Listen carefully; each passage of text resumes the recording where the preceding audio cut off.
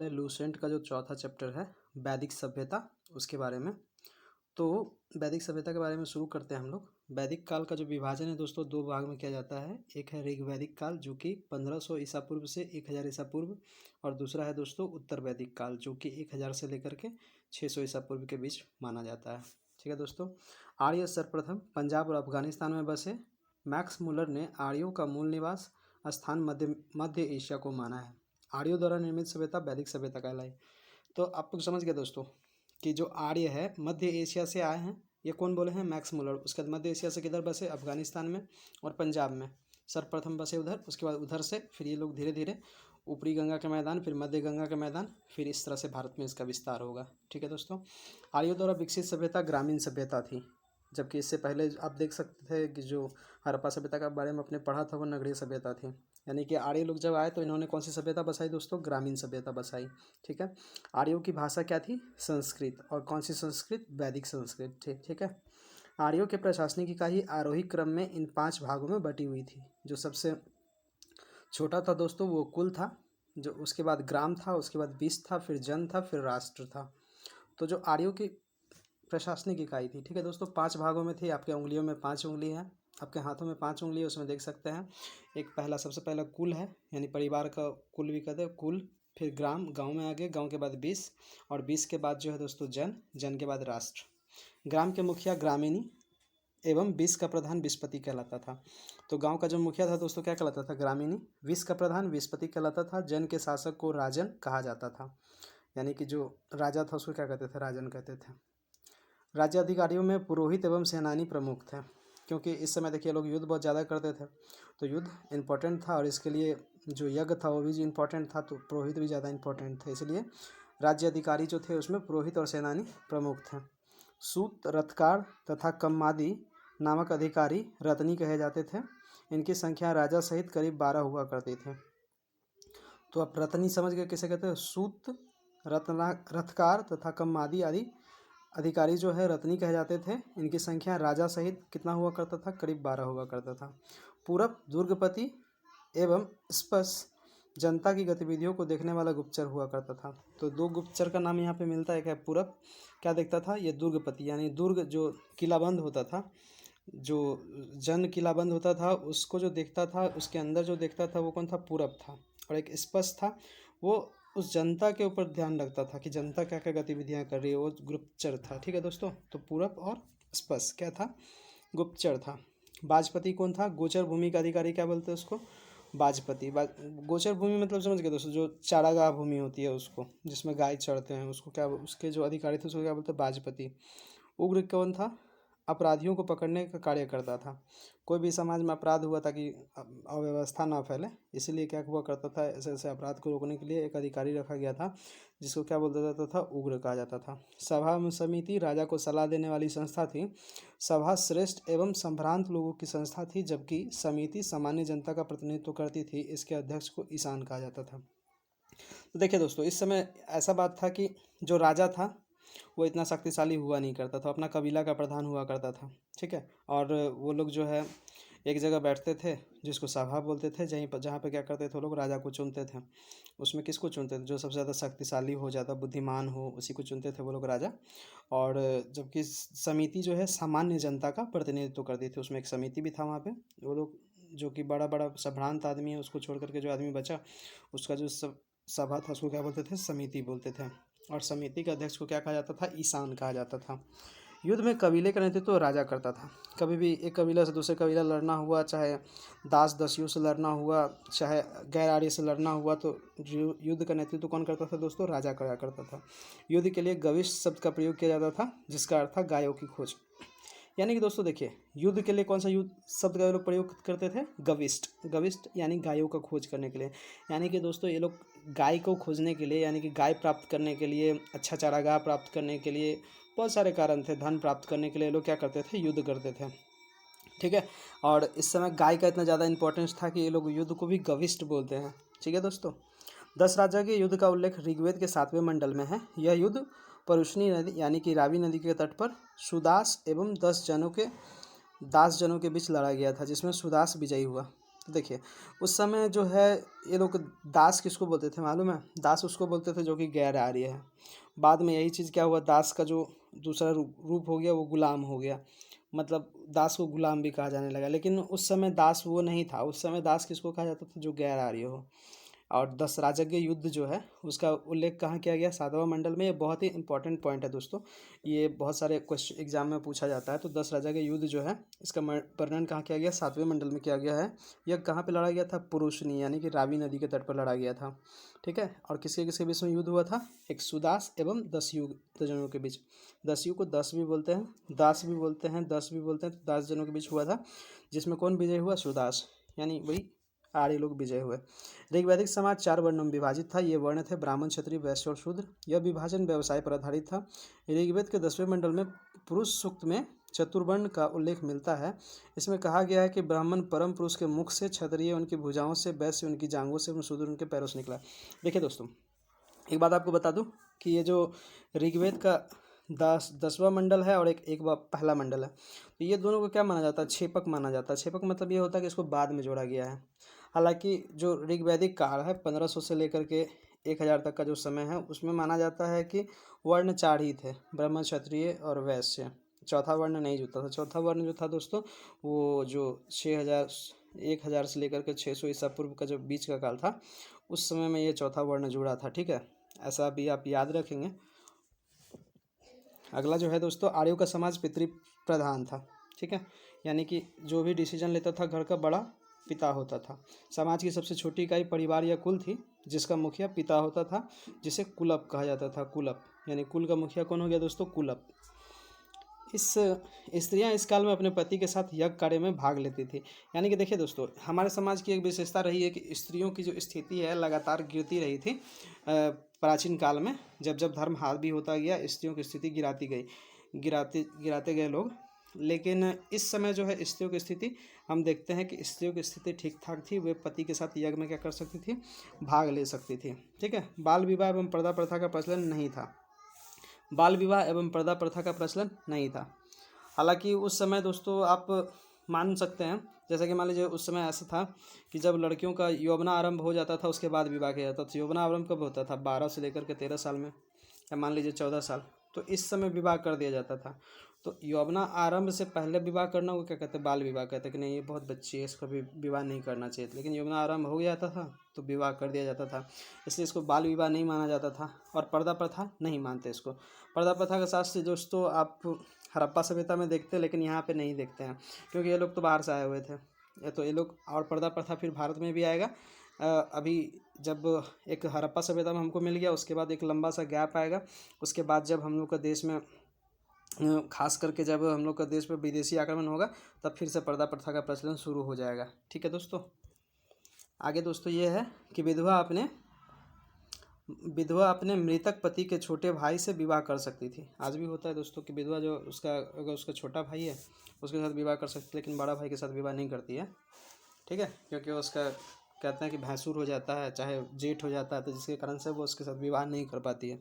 ठीक है, एक साइड में जो इन्फॉर्मेशन दिया हुआ दोस्तों कि उपनिषदों की कुल संख्या कितनी है? 108 है। महापुराणों की कुल संख्या कितनी है? 18 है। वेदांग की कितनी संख्या है? 6।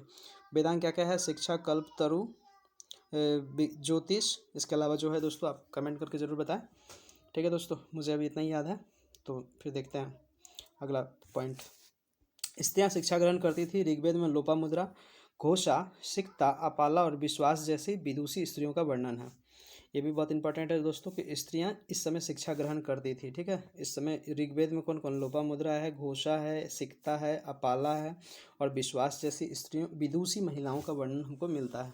ठीक है, जीवन भर अविवाहित रहने वाली महिलाओं को अमाजू कहा जाता था। तो अमाजू किसे कहते थे दोस्तों? देखिए, अमाजू नाम से आपको लगेगा कि नहीं ये कुछ ज़मीन वमीन के बारे में, लेकिन ऐसा कुछ नहीं है।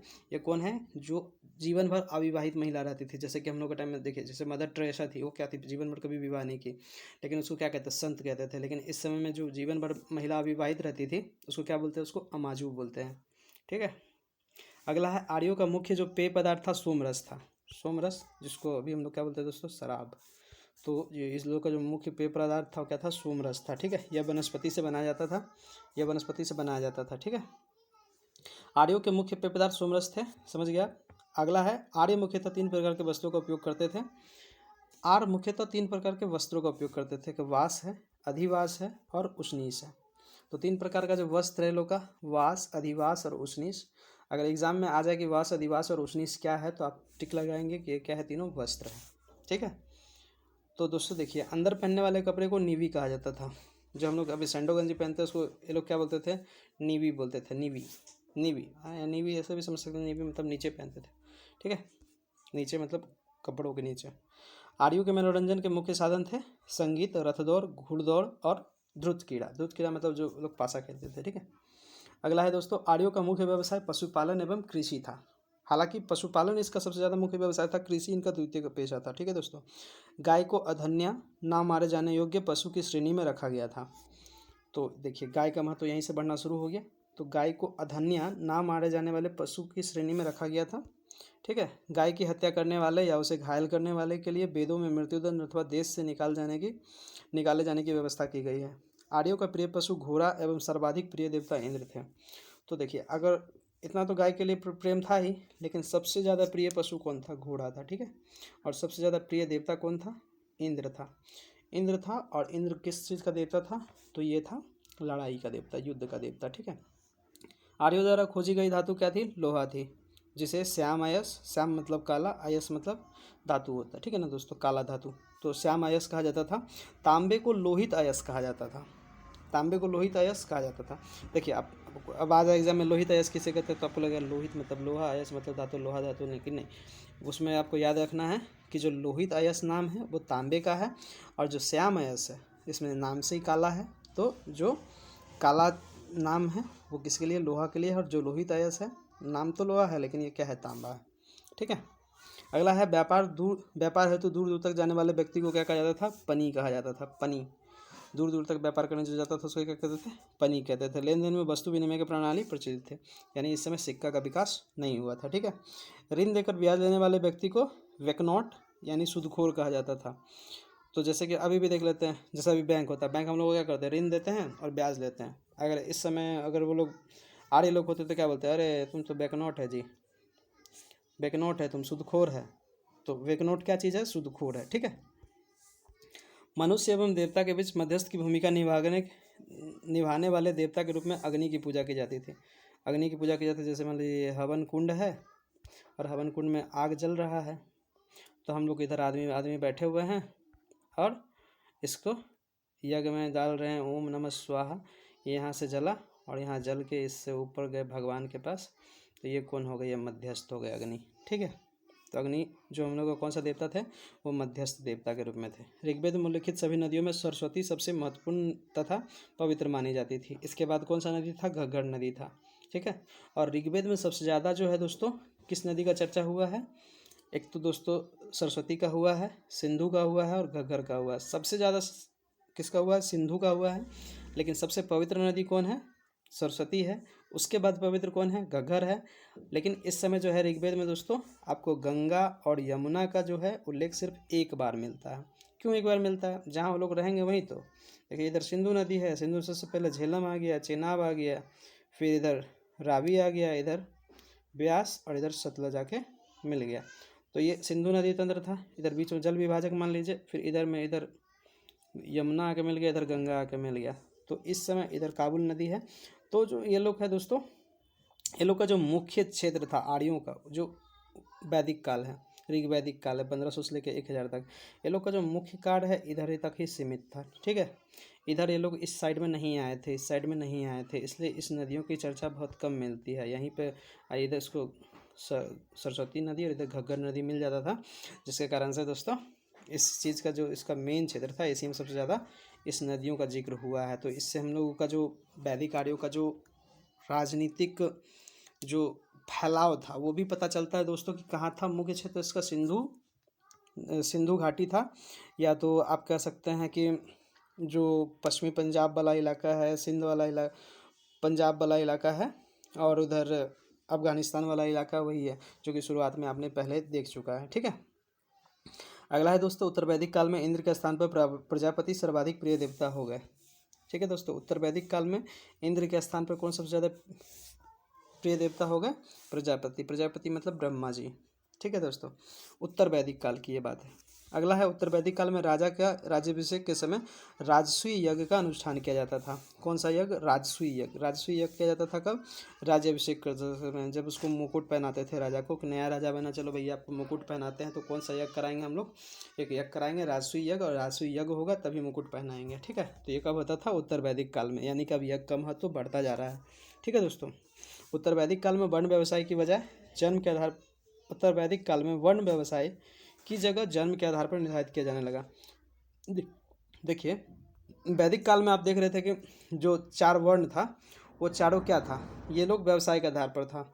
जो पढ़ने वाला अच्छा काम करता था, ज्ञान देता था, वो क्या था? ब्राह्मण था। जो अच्छा से जो हष्टपुष्ट था, बलिष्ठ था, सबकी रक्षा कर सकता था, क्षत्रिय था। जो व्यवसाय करता था, खेती करता था, क्या था वो? वैश्य था। और जो सेवा करता था वो क्या था? शूद्र था। लेकिन अब क्या बोल दिया गया? अब ठीक है, चलो ये सब क्या था? पहले का आदमी क्या था? जो ज्ञानी आदमी था वो सेवा भी कर सकता था, वो इधर भी कर सकता था, वो इधर तो नहीं जाता था हालांकि, लेकिन फिर इधर का आदमी भी इधर जा सकता था, ये भी इधर जा सकता था, ये भी इधर जा सकता था, ये भी इधर जा सकता था, ये इधर आ सकता था, इधर आ सकता था, ये इधर जा सकता था, इधर जा सकता था, ये भी इधर आ सकता था, ऐसा हो सकता था। लेकिन अब क्या बोल दिया? चलो आप इधर इसका घेरा बना दिया, इसका घेरा, इसका घेरा, इसका घेरा। चलो तुम ब्राह्मण में पैदा हुए तो ब्राह्मण ही रहेगा, तू क्षत्रिय पैदा हुआ तो क्षत्रिय रहेगा, तू वैश्य पैदा हुआ वैश्य रहेगा, तू शूद्र पैदा हुआ तो शूद्र ही रहेगा। यानी कि तू अपना वर्ण अब नहीं बदल सकता। अब यानी कि जो जन्म के आधार पर है दोस्तों, वर्ण को निर्धारित किया जाने लगा। उत्तर वैदिक काल में हल को सिरा और हल रेखा को सीता कहा जाने लगा। तो देखिए, उत्तर वैदिक काल में हल को क्या बोलते थे? सिरा। और हल के रेखा को, जैसे हल जोतते हैं ना दोस्तों, ऐसे हल जोतते हैं तो हल जहाँ जहाँ निशान करेगा इसको क्या बोलते थे? सिरा बोलते थे। ऐसे लाइन से भी देख रहे, लाइन एक लाइन को सिरा बोलते हैं, तो इसको क्या बोलते थे? सीता बोलते थे। ठीक है, देख रहे हैं आप लोग, उत्तर वैदिक काल में हल को क्या बोलते थे? सिरा, और रेखा को, हल रेखा को क्या बोलते थे? सीता कहा जाता था। तो उत्तर वैदिक काल में निष्क और शतमान मुद्रा की इकाई थी। ठीक है, लेकिन इस काल में किसी खास भार, आकृतीय मूल्य के सिक्के के चलन का कोई प्रमाण नहीं मिलता है। देखिए, निष्क और शतमान, ठीक है दोस्तों, इस समय जो हमको थोड़ा मोड़ा मुद्रा का साक्ष्य मिलता है उसके नाम क्या है? निष्क और शतमान। अगर आ जाए एग्जाम में कि निष्क और शतमान क्या है, तो ये क्या है? मुद्रा है।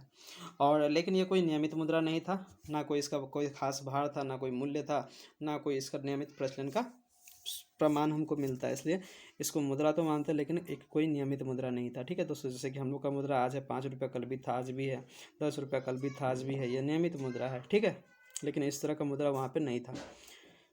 अगला है दोस्तों कि सांख्य दर्शन भारत के सभी दर्शनों में सबसे प्राचीन है। तो आपको आ जाए एग्जाम में क्वेश्चन कि सबसे प्राचीन दर्शन कौन सा है, तो वो है सांख्य दर्शन। ठीक है, इसके अनुसार मूल तत्व 25 है। कितना मूल तत्व है? मूल तत्व 25 है, जिसमें प्रकृति पहला तत्व है। ठीक है दोस्तों, तो मूल तत्व कितना है? 25 है। और सबसे पहला तत्व क्या है? जिनमें प्रकृति पहला तत्व है, प्रकृति। सत्यमेव जयते कहाँ से लिया गया? मुंडकोपनिषद से लिया गया है। इसी उपनिषद में यज्ञ की तुलना टूटी नाव से किया गया है। तो सत्यमेव जयते बहुत इंपॉर्टेंट चीज़ है। ये कहाँ से लिया गया? मुंडकोपनिषद से लिया गया है। इसमें यज्ञ की जो तुलना है दोस्तों किससे किया गया? टूटी हुई नाव से किया गया है। ठीक है ना। अगला है गायत्री मंत्र में सावित्री नामक देवता को संबोधित है, जिसका संबंध ऋग्वेद से है। ठीक है, तो गायत्री मंत्र कहाँ पे मिलता है? आपको ऋग्वेद में मिलता है। और ये कौन सा देवता से संबंधित है? सावित्री नामक देवता से संबंधित है। उत्तर वैदिक काल में कौशाम्बी नगर में प्रथम बार पक्की ईंट का प्रयोग किया गया था। तो उत्तर वैदिक काल में कौशाम्बी नगर में पक्की ईंट का पहली बार प्रयोग किया गया था, इस समय भवन बनाने में। और जो कौशाम्बी नगर था उसको चारों तरफ से जो क्या किया था? ईंट से क्या गया था? दुर्गीकरण किया गया था, यानी ईंट से घेरा गया था दोस्तों। ठीक है, तो सबसे पहला कौशाम्बी, जिसको हम लोग अभी इलाहाबाद भी बोलते हैं दोस्तों। ठीक है, तो वहीं पे वो नगर था जहाँ पे सबसे पहला उत्तर वैदिक काल में पकी हुई ईंटों का प्रयोग किया गया था। महाकाव्य 2 है, महाभारत और रामायण। महाभारत का पुराना नाम जय संहिता है। यह विश्व का सबसे बड़ा महाकाव्य है। गोत्र नामक संस्था का जन्म उत्तर वैदिक काल में हुआ था। तो ये भी बहुत ही इंपॉर्टेंट चीज़ है दोस्तों कि गोत्र कब आया था? ये आया था उत्तर वैदिक काल में। तो गोत्र नामक संस्था का गठन कब हुआ था दोस्तों? उत्तर वैदिक काल में हुआ था। यहाँ पे कुछ दोस्तों ऋग्वैदिक नदियाँ हैं, इसका नाम आपको याद करना चाहिए और बहुत इंपॉर्टेंट है। जैसे कि कुरुम्ब नदी है, उसका आधुनिक नाम क्या है? कुर्रम नदी है। कुंभा नदी है, उसका नाम क्या है? अभी काबुल नदी है। तो आप याद करेंगे, कुरुम्ब का नाम है कुर्रम। देखिए, इधर से कु, इधर से कु, दोनों एक जैसा है। कुंभा है तो कुंभा का नाम काबुल से है। कुंभा काबुल, जो बितस्ता है इसका नाम झेलम है, अस्किनी का नाम चेनाब है, परुशनी का राबी है, शतुद्री का सतलज है, बिपाशा का ब्यास है, सदानीडा का गंडक है। और अगला है दोस्तों द्विशदती, द्विशदती का घग्गर है, गोमती का गोमल है, सुवास्तु का क्या है, स्वात है, स्वात नदी। ठीक है दोस्तों, तो ये जो स्वात नदी है ये किसका नाम है, सुवास्तु का। तो एक बार फिर से अब देख ले, कुरुम्ब नदी है कुर्रम का, कुंभा है काबुल का, बितस्ता झेलम का, अस्किनी चेनाब का, परुशनी रावी का, शतुद्री सतलज का, बिपाशा ब्यास का, सदानीरा गंडक का, द्विशदती घग्गर का, गोमत गोमल का नाम है, गोमती जो है गोमल का नाम है, सुवास्तु किसका नाम है, स्वात नदी का। ठीक है, अगला है दोस्तों ऋग्वैदिक देवता। तो इंद्र है, इंद्र किसका देवता था, वो था युद्ध का देवता। इंद्र जो है दोस्तों ये किस चीज़ के देवता थे, युद्ध के देवता का नेता, मतलब युद्ध में जो लीड करते हैं वो क्या है, इंद्र है। और क्या थे, वर्षा के देवता। तो दो चीज़, एक युद्ध और एक वर्षा। कौन, इंद्र देवता। अग्नि कौन है, तो अग्नि देवता और मनुष्य के बीच मध्यस्थ की भूमिका निभाते थे। जो वरुण है, वरुण कौन है, पृथ्वी एवं सूर्य के निर्माता। तो वरुण देवता कौन है, पृथ्वी एवं सूर्य के निर्माता, समुद्र के देवता, विश्व के नियामक और शासन, सत्य के प्रतीक। उसके बाद क्या है, ऋतु के परिवर्तन एवं दिन रात के कर्ता कौन है, वरुण है। धौ कौन है, आकाश का देवता। आकाश का देवता का नाम क्या है दोस्तों, धौ है। और इस समय लेकिन सबसे महत्वपूर्ण देवता कौन है, यही तीनों है, इंद्र, अग्नि और वरुण। इसके अलावा ये सब भी देवता थे लेकिन ये सब इतना ज़्यादा इंपॉर्टेंट नहीं थे। तो जो धौ थे वो कौन थे, आकाश के देवता थे। एक देवता और भी इंपॉर्टेंट थे, वो थे सोम, जो कि वनस्पति के देवता थे, और सोम एक वनस्पति का भी नाम था। ठीक है, जिससे लोग सोम रस बनाते थे। और आर्यों का सबसे जो अच्छा पेय पदार्थ था, यानी जो लोगों को सबसे ज़्यादा अच्छा लगता था वो क्या था, सोम रस था। ठीक है, उषा क्या है, प्रगति एवं उत्थान की देवता है।